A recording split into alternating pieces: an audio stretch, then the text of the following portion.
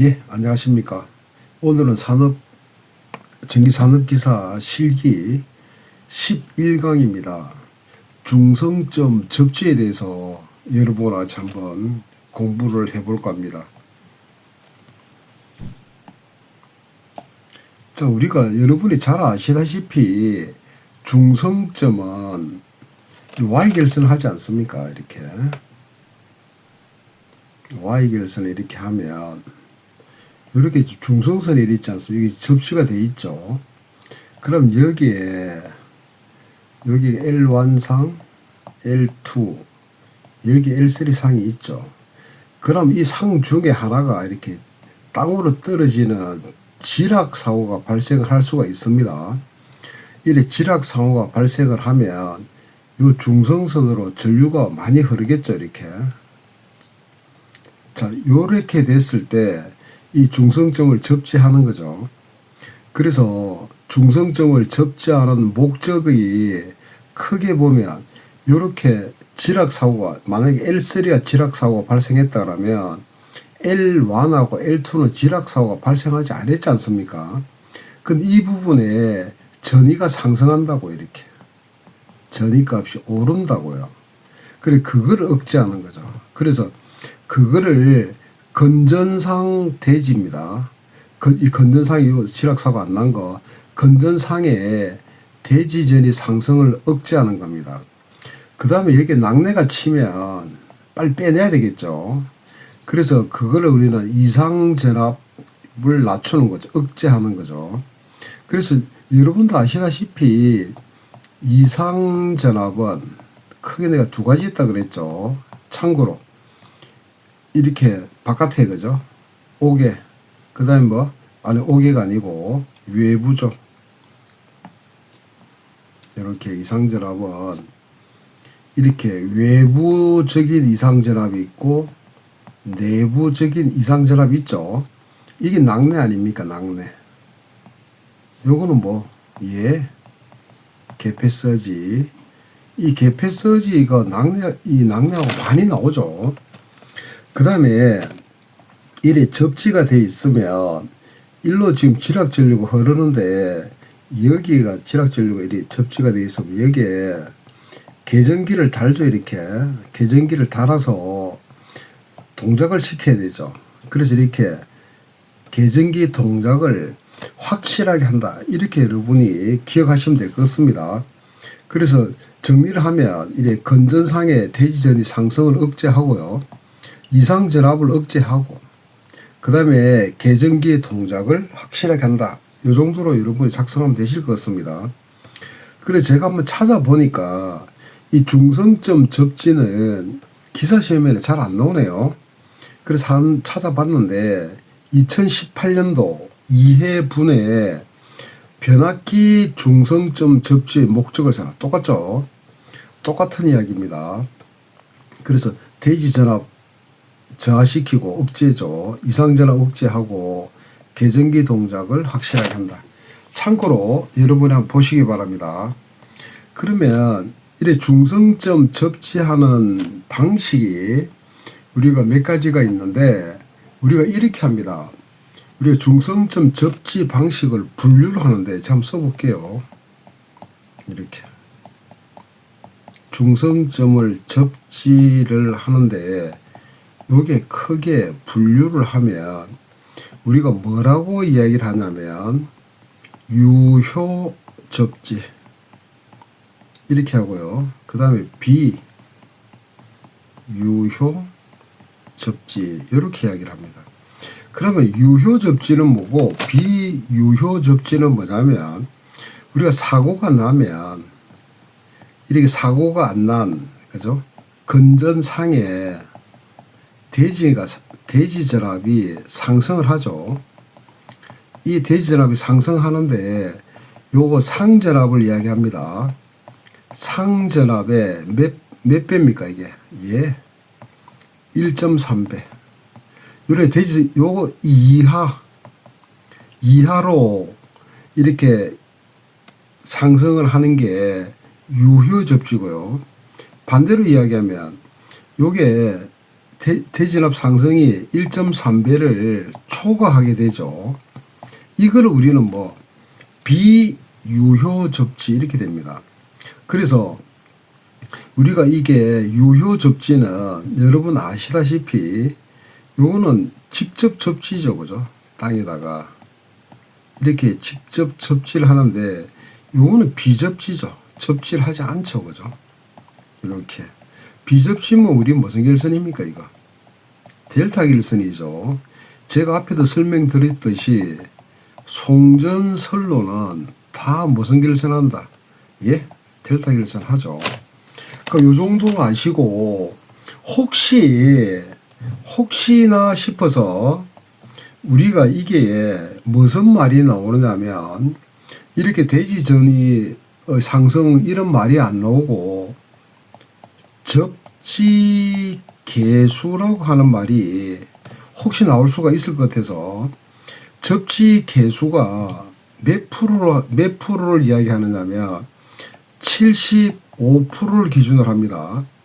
접지 개수를 75%를 기준으로 해서 75% 이하 이렇게 75% 이하를 우리는 뭐라고 이야기하냐면 이거를 우리는 유효 접지 이렇게 하죠. 이게 여기서는 지금 요 75%를 우리가 75% 이하인 경우를 우리는 요 똑같이 유효 접지 이렇게 합니다.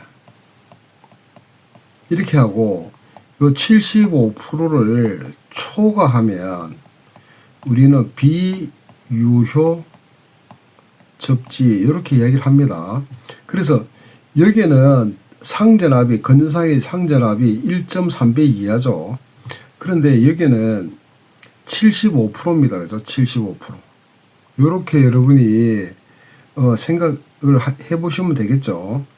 그래서 그러면 여기에서 우리가 접지 개수라는 참고로 들으십시오. 요것만 기억하시면 되는데 참고로 들어보시면 우리가 접지의 개수는 뭐를 이야기하느냐면 요거는 기술사 문제인데요.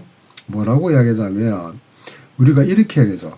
고장이 났죠. 그죠? 이렇게 한 선에 지락 사고가 발생을 했을 때 그죠? 발생했을 때 뭐가 상승한다? 건전상의 대지 전압이 상승을 하죠. 요 대지 전압에다가 고장을 제거했습니다. 이렇게 고장을 제거한 후에 이 선간전압을 보는 거죠. 정확하게 선간전압의 실효값입니다. 곱하기 100 이렇게 하는데 여러분이 이런 건 있다. 여러분이 이렇게 생각을 하시기 바랍니다. 자, 여기에서 지금 중성점 접지 방식 4가지를 쓰라 그랬고 요게 유효 접지라는 말이 나오죠. 요게 그래서 유효 접지는 아까 이야기했죠. 사고가 났을 때 건전상의 전압 상승이 몇 배?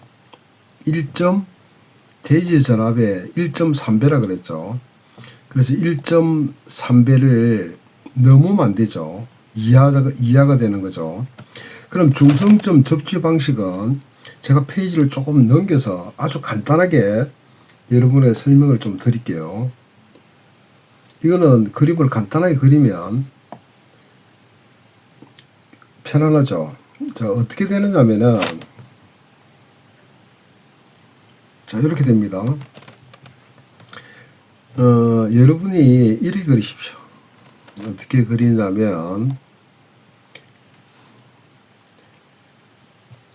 좀 편을 지우고요.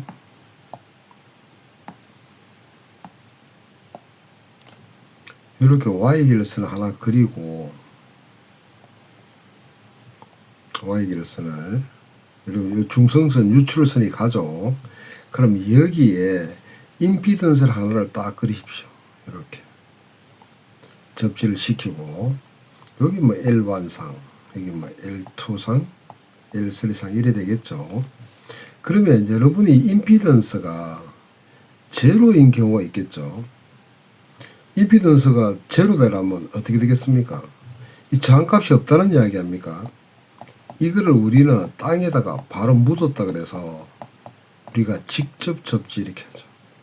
그 다음에 두 번째, Z 값을 저항을 줬다고 합시다. 이렇게 저항을 줬으면 이걸 우리는 저항 접지 이렇게 되죠. 이걸 외우는 거 아닙니다. 이 그림 보면 되죠. 근데 이때 저항이 고저항도 있고 저저항도 있습니다.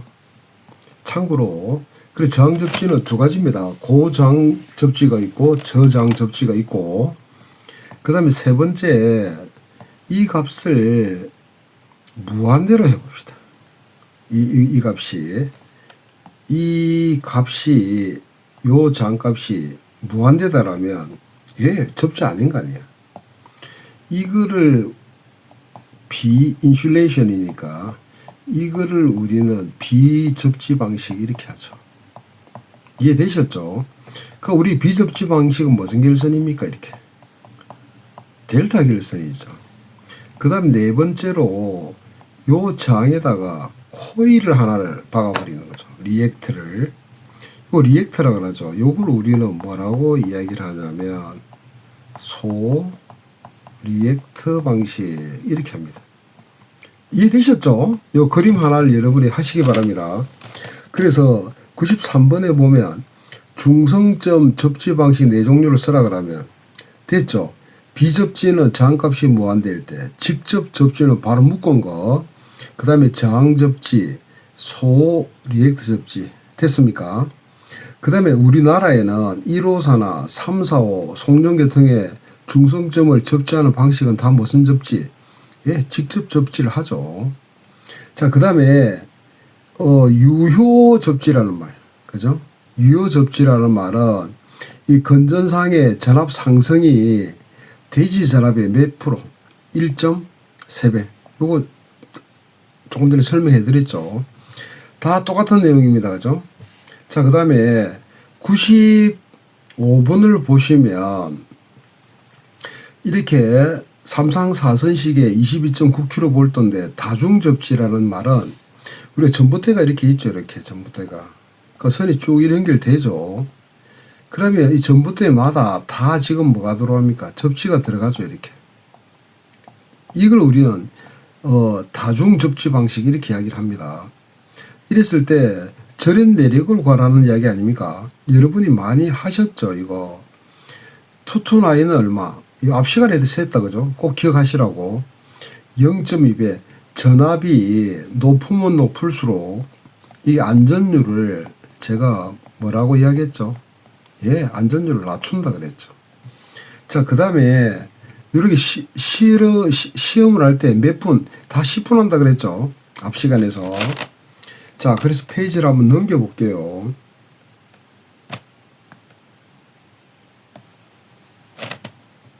자, 이게 요까지 문제인데요. 제가 혹시나 싶어서 조금 보충 설명을 조금 해드릴게요. 요게가 우리 중성 접지는 단데 여러분이 가만히 생각을 한번 해보십시오. 요렇게 되면 여기에 지금 접지를 하는 거 아닙니까? 이렇게 접지를 했을 때 우리가 직접 접지라고 하면 이렇게 우리가 이 여기에 L 완상에 이렇게 지락 사고가 발생을 하면, 그죠? 이 상들이 전위가 상승을 하겠죠. 대지 전압보다. 그럼 일로 전류가 많이 흐를 거 아닙니까? 그럼 여기에 CT를 딱 달고 여기에 계전기를 다는 거거든. 이렇게. 그럼 여기가 접지가 되어 있지 않습니까? 그럼 여기에 계전기를 이렇게 단다고요. 그리고 지락 전류 하는데, 그럼 여러분 이것만 여러분 알고 계시면 됩니다. 직접 접지를 하면 이 지락 전류가 클까요, 작을까요? 많이 흐르겠죠. 이렇게 지락 전류가 큽니다. 지락 전류가 크다 그러면 지락 전류가 크니까 통신선에 유도 장애를 시키는데 이게 어떻게 돼? 커지죠. 그 대신에 지락 전류가 크니까 요 릴레이, 그죠? 보호 계정기. 이 보호 계정기의 동작도 확실하겠죠. 그렇죠. 그런데 우리가 비접지다라면 접지 안 됐지 않습니까? 이 접지가 없다고, 다시 말하면 비접지는 이런 꼴 아닙니까? 델타 결선 아닙니까? 이게 델타 결선 아닙니까? 자, 그러면 비접지는 지락 전류가 있어요? 지락 전류가 거의 없다고. 이게 거의 없죠. 거의 없으니까 당연히 뭐도 통신선 유도 장애도 없겠죠. 굉장히 작겠죠. 그 대신에 이 릴레이 계정기 동작은 안 되는 거지, 설치 못하는 거죠. 그래서 이 비접지 방식에는 이 지락 전류 검출을 못하기 때문에 시험에 나오죠.